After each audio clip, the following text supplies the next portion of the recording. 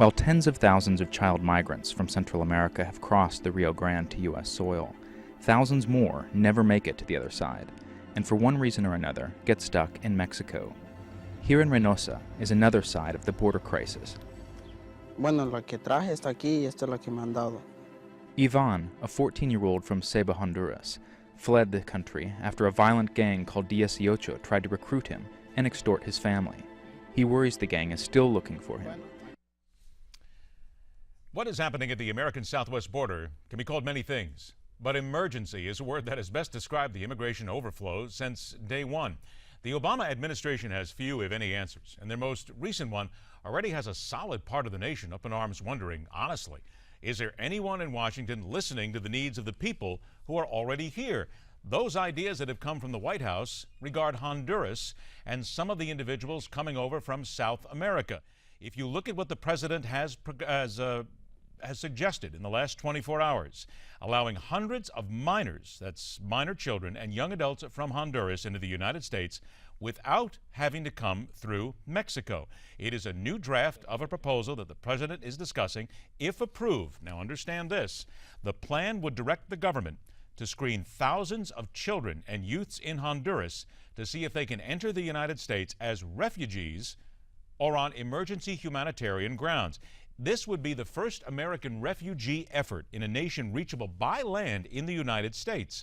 You would go back to the time when it was humanitarian emergencies in Haiti and Vietnam. Such programs have been conducted in the past amid war and major crises. This would appear to redefine the legal definition of a refugee and would only increase the flow of migration to the United States. There are those already looking at this and asking the White House why. There are those who are asking, why are we then going back to South America? Earlier in the program, you heard a soundbite from the Honduran president. What is happening from the Honduran countries is they are saying to the United States, actually two things. First, they're saying the immigration crisis is not necessarily our fault. The immigration crisis falls squarely on you, America, simply because your immigration policy is completely convoluted, it's difficult to understand, it's not well enforced. So it makes it very easy, and again, the governments then bring in not poverty, but they bring in human smugglers, and they bring in people who are looking to get people here and get paid for it. We've all heard about these stories over and over again. There is a second part to this, though, that a lot of these South American leaders are now pushing at the United States. They are saying, we need help. If you heard the Honduran president, they are indicating, as he is indicating, that it's time for the United States to get behind South America. It is time for the United States to help the South American people and to help them, very likely, although they never come out and say this, with some form of financial assistance, because this would help them become a better society, and this would help America take care of their immigration needs. You have just heard what is a tremendous amount of information, rhetoric, certainly those seeking help, but it still does not solve the problem. Now let's go around the dial. Welcome back. Former Director of the Federal Emergency Management Administration, now ruling the radio at KHOW 630 in Denver, Colorado, Michael Brown. Mike, thanks for being here. My pleasure, Ed. Good to talk to you. You also. Here is the president now. I just took a couple of minutes here because it's getting a little convoluted here right now, but we took a couple of minutes to try and explain what's happening here. The president now coming up with a proposal not to fix the borders, not to secure the borders, but now to give refugee status for Honduran children, basically bring them right from Honduras right to the United States. What do you think? Something we've never done before. Think about this. This is granting refugee status to a country that is available to reach us by land. We've never done that before, for example, when we did Cuba or Haiti. And then think about this, Ed. If we're going to grant refugee status to this group, there are 1 million Christians right now in Mosul who have been told to either leave, convert to Islam, or face death. Those 1 million people, if these Honduran kids have refugee status, wouldn't those 1 million Christians in a country where we've spent so much money and left so much blood, wouldn't they have refugee status too? And the point of all of that is this whole idea that these kids need refugee status, I think really belies the facts on the ground. I did a little research to try to figure out how much violence is really occurring in Central America, and I found some statistics I think your viewers would enjoy. In El Salvador, the murder rate has dropped 20% in the past few years. Guatemala has dropped almost 13%, and in Honduras it has increased by about 40-some%. But listen to this. Camden, New Jersey, New Orleans, Louisiana, Flint, Michigan, Detroit, Michigan, Anniston, Alabama, all have greater murder rates per capita than these cities and in these countries in Central America where we say these children need refugee status. I think the use of the language refugee is a political ploy. I think the argument that there's more violence is a political ploy. This is all about an administration that believes in no borders or open borders. When you also start talking about a lot of the cities, I think the one that comes to mind for me immediately is Chicago, Illinois. Right. Double-digit murders almost every single weekend. It is a travesty what's happening there. Yet we are taking time to not basically protect our own people, but now we're looking to South America. And again, I'm not trying to be uber political here on this, but I think this is what a lot of people are considering here. Why, Mike? And I really believe that this is why a lot of the people are very angry right now. Why are we not first taking care of Americans and then worrying about those who want to come here? The people who are here makes no difference. White, black, blue, green, whatever, they deserve the government's attention first and foremost. And I think that's why the Founding Fathers said that if you'll just trust the American people, they will be able to tell you what needs to be done.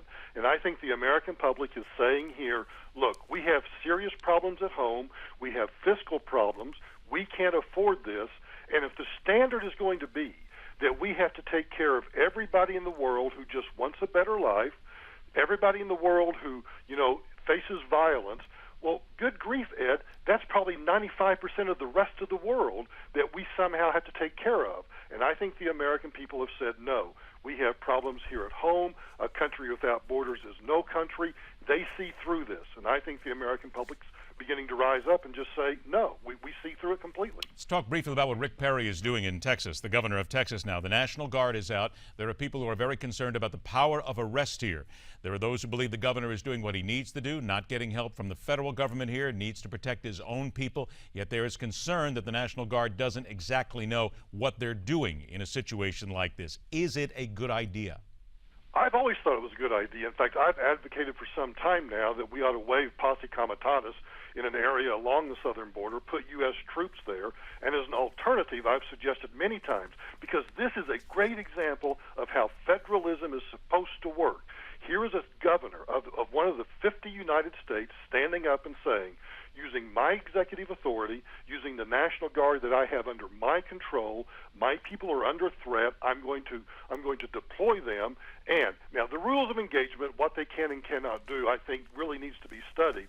But in terms of the states recognizing that there's a problem the federal government's not addressing, someone's taking a step, I think that is a major accomplishment for Governor Perry to do that. All right, now let's talk about the president himself here again. There is a new poll out, a CNN poll, that talks about impeachment. It says 33% of Americans believe that the president should be impeached. Based on what you've read and heard and what you understand, is it your belief that the president can be impeached and should be impeached, removed from office? Well, I have a three-pronged answer. Yes, he should be. He can be. I think there's legitimate grounds to do it. And no, he won't be. Because there is no political will among the Republicans in the House of Representatives. There's no political will among the majority of Republicans in the U.S. Senate to do this. And even though comparing Barack Obama to Richard Nixon, for example, Barack Obama makes Richard Nixon look like a piker. So I think there is complete legitimacy in impeaching this president, but it's not going to happen. All right, I got to ask you here before we go, about a minute to go. We have an awful lot going on around the world. The president is dealing with Russia. There's Israel, so many of the different factions that are going on here. I'll ask you flat out, Mr. Talk Show host, how's he doing? Awful. He is failing on every... Look, if someone's doing a leadership class, this would be a perfect example of how not to be a leader. He's tone deaf. He's not sending the right signals. He has alienated our allies, and he has emboldened our enemies. This president is an utter failure. By the way, Mike, I couldn't let you get away without asking you, how come you didn't get asked to play pool with the president and Governor Hickenlooper?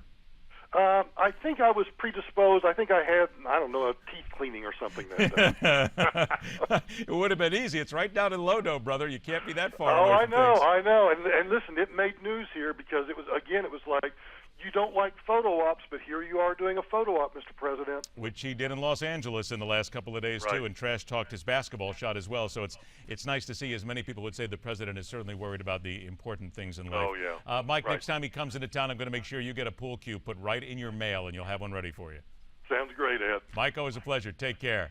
Same here. Michael Brown from KHOW 630 in Denver, Colorado, joining us on Around the Dial. After the break, the political punching bag allows us to set the weekend mood by taking gratuitous shots at those we the people allow to make gratuitous decisions. And many times we wish that they were making other gratuitous decisions. You can also tell us what your decision and your thoughts are on social media. And we'll continue right here on MidPoint, where we question everything.